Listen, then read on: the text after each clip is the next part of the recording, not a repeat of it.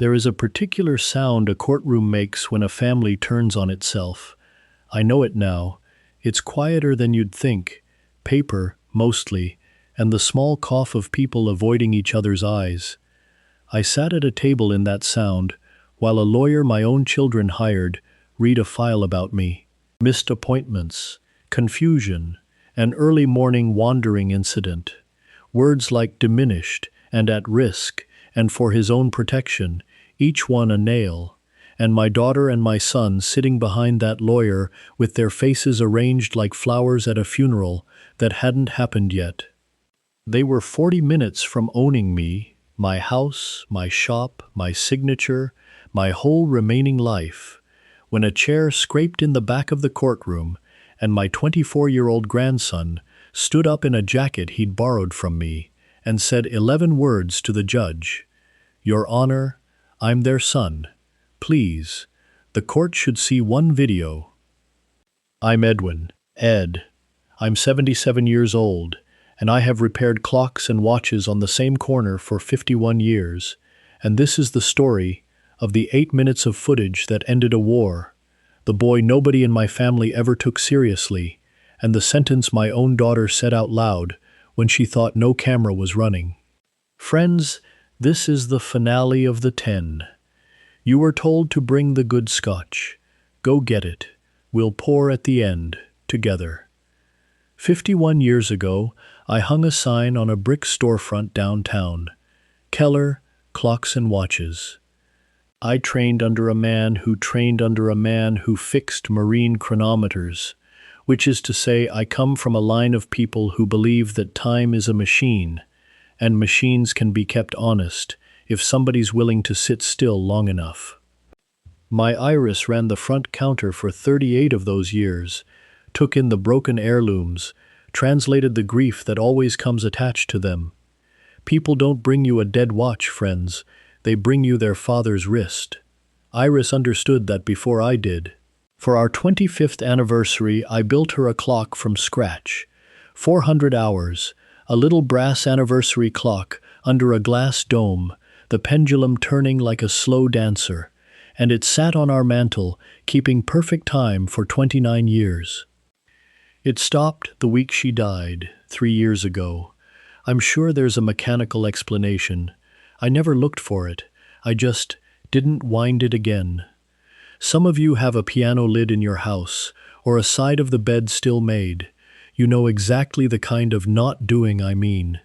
That stopped clock is going to matter at the very end of tonight, so keep it on the mantle of your mind. Iris and I raised 2 children in the apartment above that shop. Paula, our first, organized, ambitious, married a commercial broker named Ross, the kind of man who looks at a building and sees a spreadsheet with a roof. And Neil, our second, softer, agreeable, a good man with a spine set in low gravity, who has agreed with the last confident voice in the room since roughly 1974. And Paula and Ross had a son, Theo.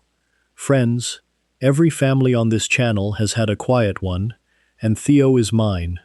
A watcher, a boy who at 9 years old would sit on the tall stool in my shop for 4 hours on a Saturday, not fidgeting, just following my hands. The family called him, with love, they'd insist, always with love, our little space cadet.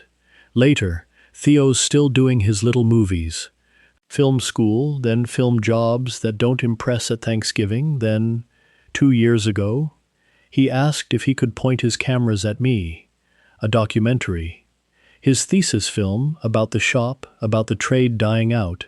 He called it The Clockmaker. So for 2 years, most Saturdays, Theo filmed. Me at the bench. Me with customers. Sunday dinners, holidays, B-roll, hours and hours of an old man's ordinary life. And the family rolled their eyes at the camera, the way you roll your eyes at wallpaper, until they forgot, entirely, that wallpaper was watching. Remember that they forgot. It's the whole story. 18 months ago, a development group came to town buying the whole block. They'd done the arithmetic on downtown, and my brick corner was the arithmetic's missing tooth. The offer for my building came to the house by courier, in a folder thick as a hymnal. It was, I will admit, a spectacular number. I said no, not for spite. 51 years, friends. My customers are third generation now. A woman brings me the watch I sold her grandfather, and I own the building outright. My pension covers my life twice over, and Iris's counter is still Iris's counter. A man my age doesn't sell his reason for putting on shoes. I told the developer no, politely, twice, and I thought that was the end of it. It was the beginning of it, because the courier had delivered a second copy of that folder to Paula and Ross as family stakeholders, which tells you the developer had done arithmetic on my family too. What came next took a year, and I want to walk you through it slowly, because it is the gentlest crime on this channel, and therefore the most important one. Nobody drugged me. Nobody forged anything. What they did was quieter. They began to curate me. My pills moved. Not stolen. Moved, reorganized into a better system of day-labeled boxes during Paula's visits, so that twice I stood in my own bathroom, genuinely unsure of what I'd taken. Documented. My appointments changed. Paula helpfully took over my calendar after a knee thing last spring, and appointments began to move without quite reaching me. A neurologist consult I never asked for appeared. The reminder call went to her number, not mine. I missed it cold. Missed appointment number 1, documented. When the second one was scheduled, I heard about it. This matters. Hold it for the courtroom. I heard about it from nobody. Missed appointment number 2. The file grew a spine. My truck went in for brakes and stayed gone 5 weeks. So I walked. I like walking. And one morning in October, I walked to my own shop at 5 in the morning, because I have opened at 6 for 51 years, and old men wake early. A neighbor of Paula's spotted me wandering downtown, disoriented, in the dark. I was carrying my keys and a thermos, friends. The file called it a wandering incident. The file did not mention the thermos. Do you see the shape of it? Each event, real. Each explanation, missing. A year of my life, edited. And I use that word deliberately because there was one person in the family who knew exactly what editing is, and he was starting to notice the cuts. Theo told me later, when he first felt it. A Sunday dinner in January, his lav mic still clipped around the table from an afternoon of filming, half forgotten, the way the family always half forgot, and his mother's voice, low, in the kitchen, to his Uncle Neil. He didn't even register the words in the moment. Sound men archive everything and listen later.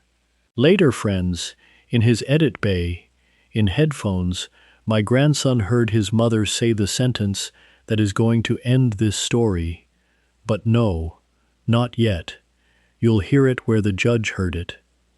The petition arrived in February, served by a polite stranger while I was eating soup. In Ray, the conservatorship of Edwin Keller. My daughter and my son, co-petitioners, Neil's name under Paula's, where Neil's name has lived his whole life, seeking authority over my person and my estate, citing a year-long documented pattern of cognitive decline, attaching the file, the pills, the appointments, the wandering. Attorney for the petitioners. A smooth firm 2 towns over. Recommended, I'd learn, by Ross's developer friends. The arithmetic never sleeps. I sat with that petition for a long evening, and I'm going to be honest with you about the worst hour of it, because the finale has earned honesty. For 1 hour, alone at my kitchen table, I believed it. That's what the gentle crime does, friends. It doesn't just build a file, it colonizes your own memory. Had I been foggy about the pills? I had. Had I missed the appointments? Twice. An old man alone at night with a document that says, Diminished will run his own diagnostics and find every flicker. I sat there under Iris's stopped clock, genuinely asking myself if my children could see something I couldn't. And then I did what 9 other men on this channel have done at their kitchen tables, and I called for help. Mine came through Theo. Who else? A young elder law attorney he'd found, sharp as a jeweler's loop, named Priya. And yes, friends, if you've traveled the whole road of these 10 stories with me, that Priya. It's a small world, and the quiet ones keep a list. Priya read the file in 40 minutes and said 2 things I want every family listening to write down. First, Mr. Keller, this file is real events with the context surgically removed. That's not evidence of decline. That's evidence of an author. And second, when I told her I intended to stand up in that courtroom and let them have 51 years of what I thought of this, she put down her pen and gave me the law's coldest, truest coaching, and it echoes something a fire captain told you all just 1 week ago. You'll do no such thing. An angry old man is exactly what their file describes. You will answer what you're asked. You will be precise, and you will be boring. Competence, Mr. Keller, is boring. Boring is how we win. The hearing was set for April the 9th, and in the 8 weeks between, my grandson, who had said almost nothing through all of this, who the petition's own family tree listed as nothing at all, stopped coming to Sunday dinners and locked himself in his edit bay and did the thing that quiet ones do on this channel. He kept the camera rolling, backwards this time. Through 2 years of footage. A conservatorship hearing is not television, friends. It's a beige room with a state seal, a judge named Amara Boone with reading glasses, and a stillness I recognized. Bench workers know bench workers, and it moves on paper, not shouting. Their lawyer went first, and he was good. Sorrowful, measured, gestured at me like a man gesturing at weather. The file walked the room. The pill confusion, dated. The missed neurology consults, dated. 2 consecutive, Your Honor, despite family reminders. The wandering incident, 5 a.m., October, found disoriented downtown in the dark. The court investigator's report, a kind, overworked woman who'd interviewed me for 40 minutes on a bad knee day with Paula, helpfully present, translating me to her in real time, landed somewhere between lukewarm and troubled. And behind it all, unspoken, the developer's hymnal-thick folder waited in the wings of everything, patient as arithmetic. Paula testified, "My daughter cried at the right moments, and here is the terrible thing, the thing I want this channel to be honest about in its finale. I think some of it was real. I watched her on that stand, and I could not find the seam between the performance and the person. Maybe she couldn't either. That's what a year of authoring a story does. The author moves in." Neil testified after her, eyes down, agreeing with the last confident voice, the way he has since 1974, and looked at me exactly once, and what was in his face wasn't greed, friends. It was apology, pre-filed. Then it was me. And I did the hardest professional work of my life.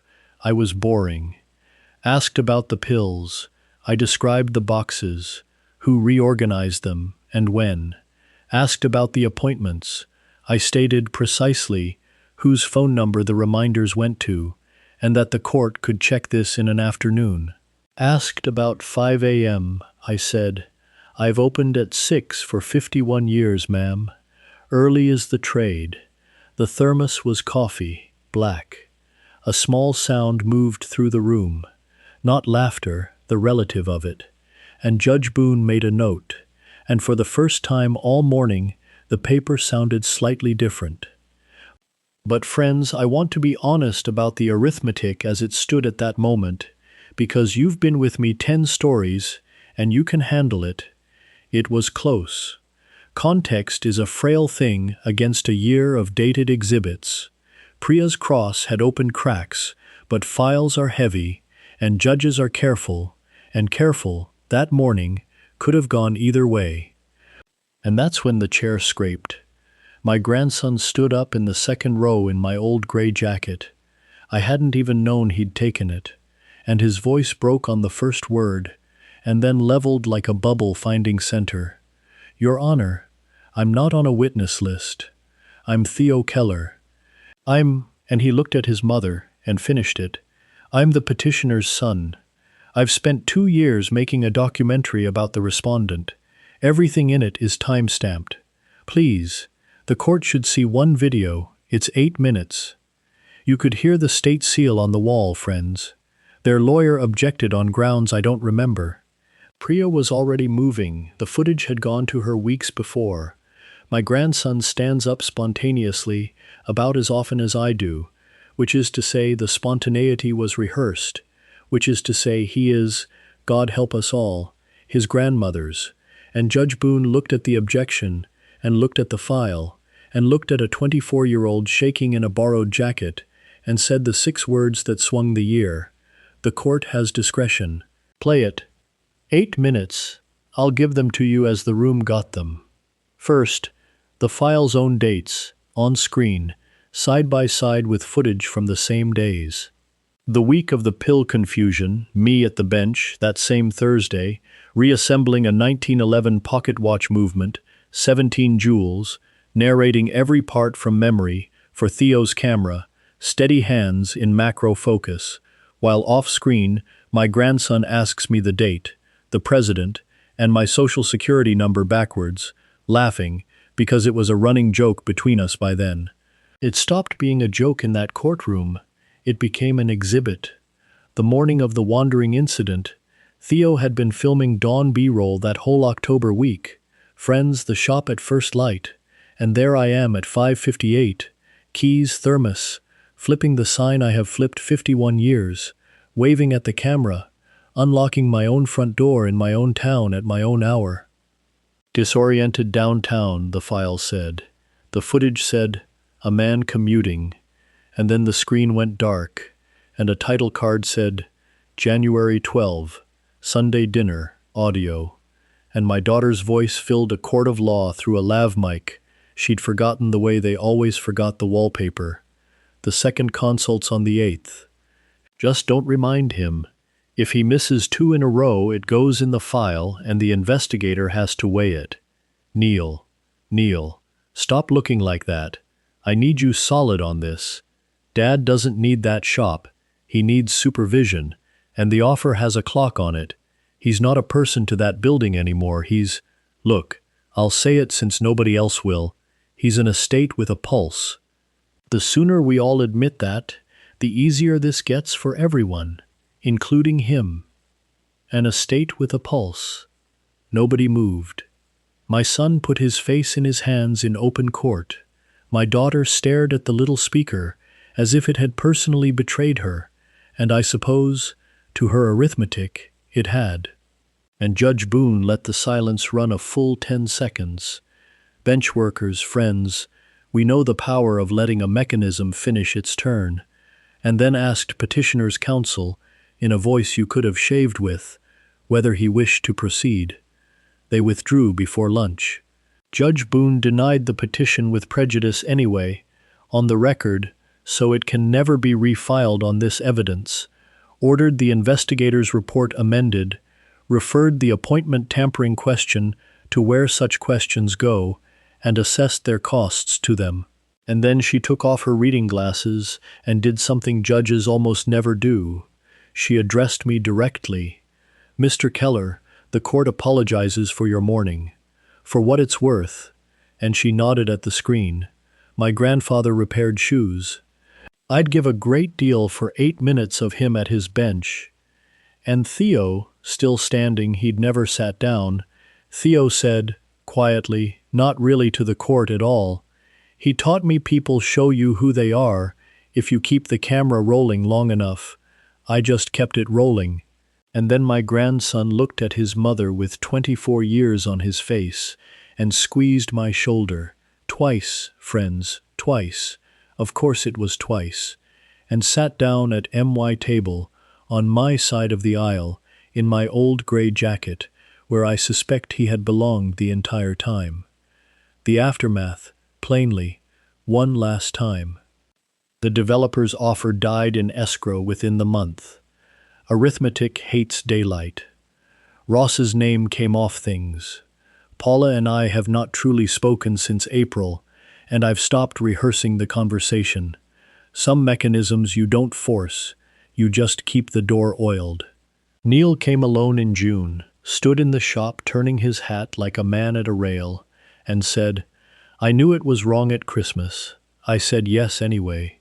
I've been saying yes my whole life, Dad." And I told him the truest thing I had.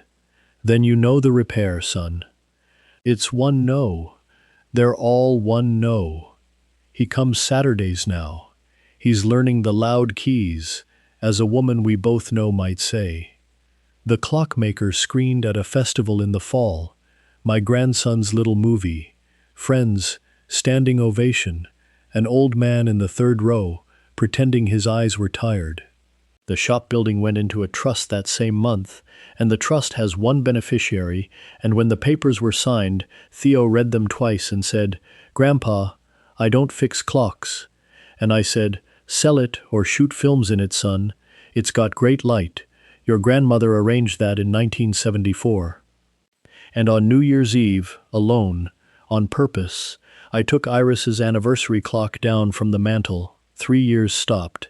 The pendulum dancer frozen mid-turn, and I cleaned it, and oiled it, and at midnight exactly I wound it, and the little brass dancer turned, and time, which is a machine, and which can be kept honest if somebody's willing to sit still long enough, started again in my house.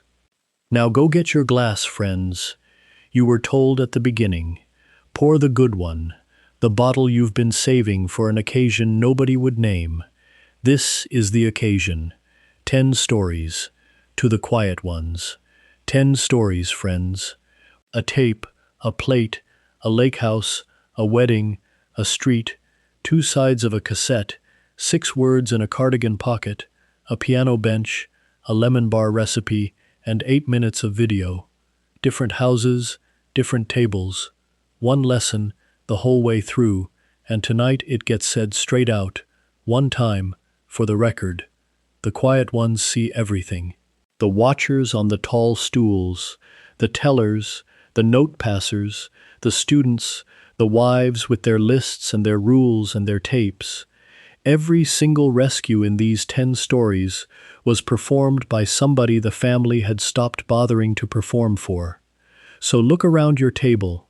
Find the one everyone talks over. That's the one keeping your time. Wind that clock, friends. Wind it while you can. Last verdicts of the season, and I want the comments to burn all week. 1. Theo recorded his own mother and played it in open court. Team camera, or team some things stay in the family. 2. Judge Boone's ruling, Neil's Saturdays, Paula's silence, who got what they deserved, and who still owed. And 3. The big one. The next 10 stories start next Sunday, and this time you pick the shelf.